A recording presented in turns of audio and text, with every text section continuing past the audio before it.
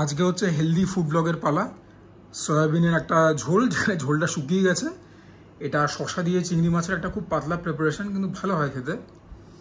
এটা মুরগির আলু দিয়ে ঝোল, তেল দিয়ে করা হয়েছে, কিন্তু খুবই মানে সামান্য আর কি। আর তরমুজ আছে। এর বাইরে বরবটি শুদ্ধ খাবো, কিন্তু ফলটার কথা তোমাদেরকে একটা কথা আমি বলে রাখি, অনেকেরই কিন্তু অভ্যাস আছে যে খাবার দাবারের পরে ফল খাবার, কিন্তু লোকেরা বলতো ভুলটা কোথায় করে, প্রথমে ভরপেটটা খায় বা গলা অবধি খায়, যেটা কি এমনিতেই খাওয়ার কথা নয়। পেটে একটুখানি খিদে রেখে উঠে পড়া উচিত, তারপরে তারা ফল খায়। মানে ফলটা হয়ে যাচ্ছে অ্যাডেড। ফল কিন্তু কখনোই অ্যাডিশনের জন্য মানে আমরা যোগ করি না ডায়েটে, আমরা যোগ করি আমাদের মিলটাকে কমপ্লিট করার জন্য। সুতরাং আমরা পেটে যেটুকু খিদে বাঁচিয়ে উঠছি, তার থেকে আরেকটুখানি বেশি খিদে বাঁচিয়ে ওটা দরকার, যাতে করে কিনা ফলটা খেয়ে আমরা বাকি পেটটা ভরাতে পারি। আর ইন জেনারেল লোকেরা পেটটা ভরায় তো কার্বোহাইড্রেট দিয়ে, বেশি করে ভাত খেয়ে নিল বা রুটি খেয়ে নিল, সেটা না। পেটটা বেশি ভরাতে হবে প্রোটিন খেয়ে, তাহলে পরে শরীর ঠিক থাকবে। আশা করি এত জ্ঞান শুনবার পরে তোমরাও ভালো আছো, ঠিক আছো, এবং সাবস্ক্রিপশনের পরে সুজয় ক্রনিকলস নিশ্চয়ই দেখছো। আপাতত তরমুজটাকে রেখে দেবো ফ্রিজে, খাওয়া দাওয়ার পরে ঠান্ডা অবস্থায় খাবো। যেরকম বলেছিলাম, প্রথমে একটু বরবটি সিদ্ধ খাবো, এমনি খেয়ে নেবো, নুন ফুন ছাড়া, তেল টেল ছাড়া, এমনি মেরে দিয়ে। হ্যাঁ, সবগুলোকে একসঙ্গে।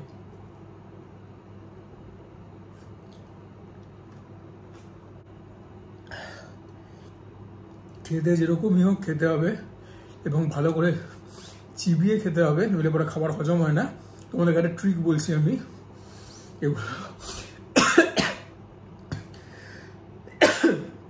এগুলো তোমাদেরকে কেউ বলবে না, এগুলো হচ্ছে মানে থ্রু এক্সপিরিয়েন্স আমি শিখেছি। সেটা হচ্ছে, যদি কোনো খাবার দাবারের স্বাদ তোমাদের পছন্দ না হয়, কিন্তু তোমাদেরকে খেতে হবে শরীর স্বাস্থ্যের জন্য, যে ব্যাপারটা কিনা আমি প্রিচ করি এবং নিজে প্র্যাকটিসও করি। মুখে দেওয়ার পরে তোমাদেরকে চিবিয়ে তো খেতেই হবে, নিলে খাবার দাবার হজম হবে না।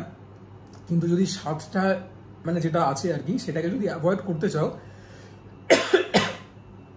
নিজের নিঃশ্বাসটাকে বন্ধ রাখবে, দমটাকে ধরে রেখে খাবে, দেখবে তোমরা স্বাদ মানে সিকি ভাগও টের পাবে না।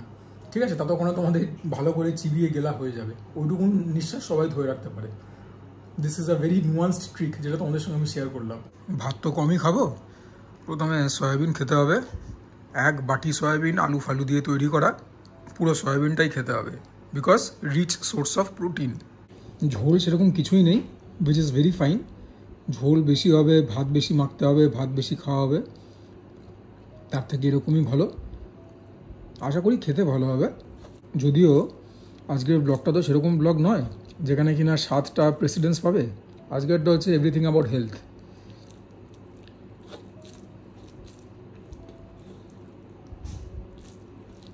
আগে তোমরা খুব জানতে চাইতে, দাদা কী করে ভালো বডি বানাবো, কী করে তোমার মতো খেয়েও রোগা থাকবো। যবে থেকে এই ব্লগগুলো শেয়ার করছি, না সেরকম ভিউয়ারশিপ আসে, না সেরকম কমেন্ট আসে। আর যারা কমেন্টে কিছু জানতে চাও, তাদেরকে যখন আমি রিপ্লাই ব্যাক করি, তারা কিন্তু তারপরে একদম থেমে যাও, চুপচাপ হয়ে যাও। কি লাভ হচ্ছে? খেতে কিন্তু যথেষ্ট ভালো হয়েছে, খুব সুস্বাদু হয়েছে। নুন ঠিকঠাক, অল্প ঝাল ঝাল হয়েছে, পেঁয়াজ রসুন দিয়ে তৈরি করা। তবে আগে একটা ভিডিওতে বলেছিলাম, অনেকে বলে বা কেউ কেউ বলে যে খুব ভালো করে তৈরি করলে, রসিয়ে খুশিয়ে তৈরি করলে নাকি মাংসের মতো হয়। এটা রসিয়ে খুশিয়ে তৈরি না করলেও আই ডাউট সয়াবিন কখনো মাংসকে শুতে পারবে। আর মাংস বলতে তো এই মাংস নাই যেটা আজকে খাবো, মুরগি। মাংস বলতে কি আমরা তো সবাই জানি। এটা ঠিক আছে, যারা আমার নিরামিষাশী দর্শক, তাদের জন্য তো এটা খুব একটা কি বলবো ভাইটাল ইনগ্রেডিয়েন্ট, নিজেদের নিউট্রিশনাল সোর্সটাকে পরিপূর্ণ করবার। তবে লোকই সেটা একটা জব্বর হয়েছে। এবার পাতের মধ্যে যে সমুদ্র রয়েছে সয়াবিনের, এগুলোকে নিঃশেষ করতে হবে।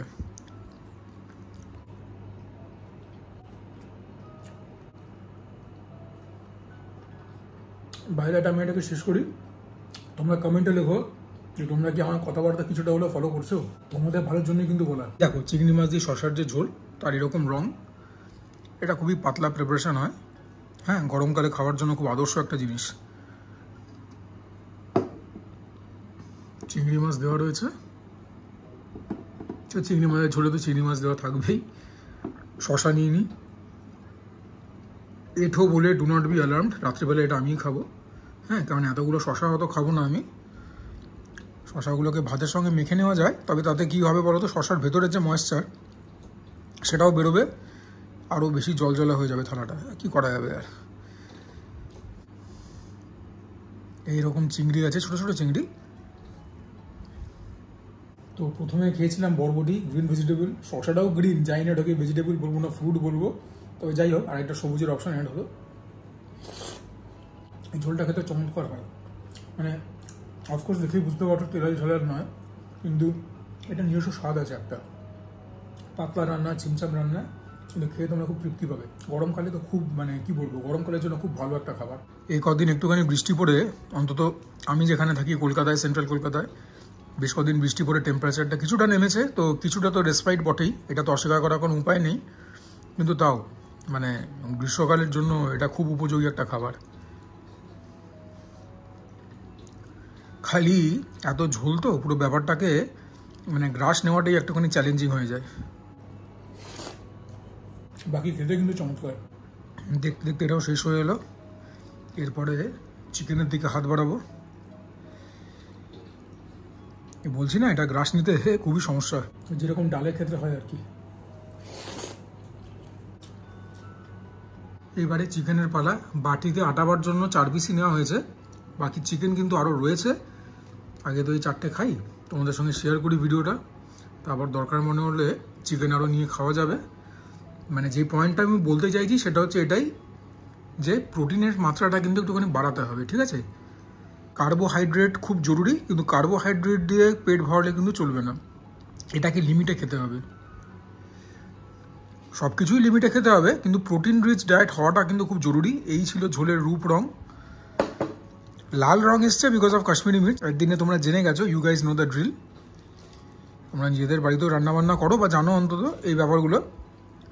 সো ইয়া, পাতলাই হয়েছে ঝোল, পাতলাই তো হবে, বা দেখা যাক খেতে কীরকম হয়েছে।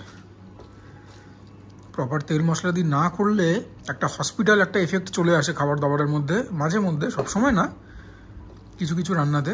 দেখা যাক সেই ব্যাপারটা এড়ানো গেছে কিনা। সেই ব্যাপারটা যদি এড়িয়ে যাওয়া যায় তাহলে পরে আমি খেয়ে নেবো, যদি সেটা না এড়ানো যায় তাহলেও খেয়ে নেবো। আগে একটা ভিডিওতে তোমরা দেখেছো, because it is about discipline, যে খেতে তো হবেই।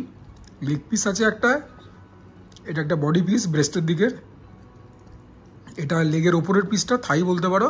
এটা একটা উইংয়ের পিস। প্রথমে ব্রেস্ট পিসটাই খাই, কারণ এই পিসগুলো খেতেই সব থেকে বেশি বিরক্তিকর, ঠিক আছে? আর যারা আমার মতো প্রচুর পরিমাণে চিকেন খাও, after a certain point of time তোমাদের আর ব্রেস্টের মাংস খেতে ইচ্ছা করবে না। তো এই হচ্ছে ব্যাপার।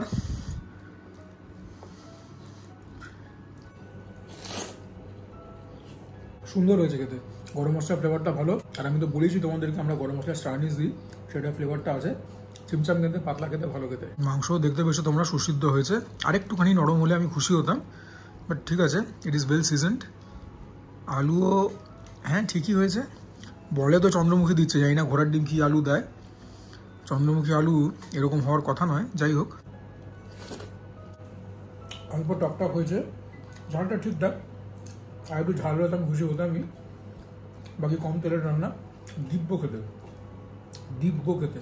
টক ব্যাপারটা এসছে দই দিয়ে ম্যারিনেট করে রেখেছে বলে ওভারনাইট, আদারওয়াইজ ইয়া। আর খাওয়া দাওয়া নিয়ে কিছু বলবো না, বিশেষ কিছু বলবার নেই। তবে চিকেন সবগুলো খেতে হবে, মিনিমাম এই কটা তো খেতে হবেই। যত বেশি তত মঙ্গল। তবে হ্যাঁ, প্রোটিন যখন বেশি ইনটেক করবে, জলটাও কিন্তু সেরকমভাবে খেতে হবে, এটা কিন্তু ভুললে চলবে না। যদি দিনে 3.5 লিটার নাও পারো, 3 লিটার মিনিমাম খেতেই হবে। আর জিমের কি হলো, মেম্বারশিপ নিয়েছো আমার কথাবার্তা শুনে কেউ? আর শুধু তো মেম্বারশিপ নিলেই হবে না, জিমে গিয়ে ব্যায়ামটাও করতে হবে। বলো কারা কারা জিমে মেম্বারশিপ নিলে আমার কথাবার্তা শুনে? তোমাদের মধ্যে যদি একজনও আমাদের কথাবার্তা শুনে জিম যাও এবং রিলিজিয়াসলি যাও with great amount of discipline and consistency, তাহলে পরে মাই জব ইজ ডান। আর জিমের ব্যাপারটা বলো তো কি, প্রথম প্রথম যেতে ভালো লাগবে 2-3 সপ্তাহ, তারপরে তোমাদের একটা মোনোটোনিটি আসবে। আর কীভাবে আজকে সকালে জিমে উঠতে হবে, যেতে হবে, ভাই অফিস থেকে ফিরলাম সন্ধ্যাবেলা, এখন আবার জিমে যাবো। ওই একটা পিরিয়ড যদি তোমরা ওভারকাম করতে পারো, তারপর দেখবে মানে জিমে যাওয়ার জন্য তোমরা মুখিয়ে থাকবে। এই যে একটা ফিলিং হয় না যখন তোমরা ওয়েট ট্রেনিং করো, একটা বডিতে একটা পাম্প আসে, you really feel the blood flowing through your veins, একটুখানি বডিটা টাইট হচ্ছে, হ্যাঁ একটুখানি গেঞ্জি পরছো, জামা পরছো, একটু টাইট টাইট লাগছে, এই যে ফিলিংটা, that your muscle is trying to rip through your skin, এই ফিলিংটা মানে there is no substitute to this feeling. মোটামুটি একটা টুকরো দিয়েই ভাতের পাট চুকে গেল। তার থেকে তোমরা বুঝতে পারছো যে কইটুকুন ভাত নিয়েছিলাম। তবে বাকি চিকেনগুলো তো গলদকরণ করতেই হবে। সেকেন্ড পিস অফ চিকেন, এখানেও অনেকখানি বডি পিস গেছে আর কি, এটা উইংসের পিস। তবে যাই হোক, এই জায়গার মাংসটা খাওয়াটা খুবই বোরিং, তবে খেতে হবে। বড্ড ড্রাই এই জায়গাটা। চিকেন হোক বা মাটন হোক, দেখবে লেগের দিকের মাংস খাওয়া সব থেকে বেশি এনজয়েবল। চিকেনে তো বটেই, লেগ পিসের, তবে আমি তো মাটনের মানে যখনই মাংস কিনি পেছনের রাম থেকে কিনি, always more tasty in my opinion. এই হচ্ছে থার্ড পিস, থাইয়ের পিস। এটা খেতে তো ভালোই লাগবে।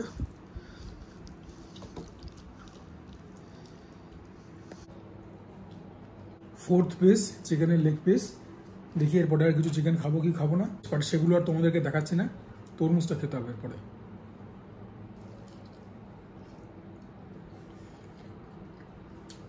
After a point of time becomes really boring, তবে বোরিং কাজগুলোকেই করতে হবে with a lot of dedication, lot of passion, that is discipline.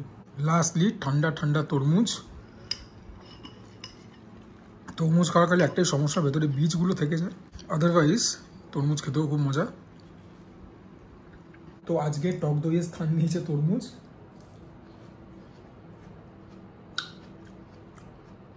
প্রাণটা জুড়িয়ে গেল। চলো উপরে চলো। নিলে জিমে মেম্বারশিপ, খাওয়া দাওয়া ঠিক করে করছো, যে ডায়েটের ওপরে লাগামটা টানতে পেরেছো। এনিওয়েজ, ভিডিওটাকে এখানেই এন্ড করছি।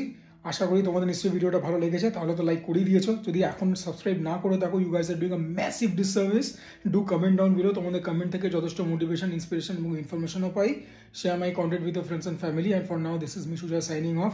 সবাই ভালো থেকো, সুস্থ থেকো, জমিয়ে খাওয়া দাওয়া করো, তার সঙ্গে ওয়ার্কআউট করো, বিকজ দ্যাট ইজ ইম্পারেটিভ।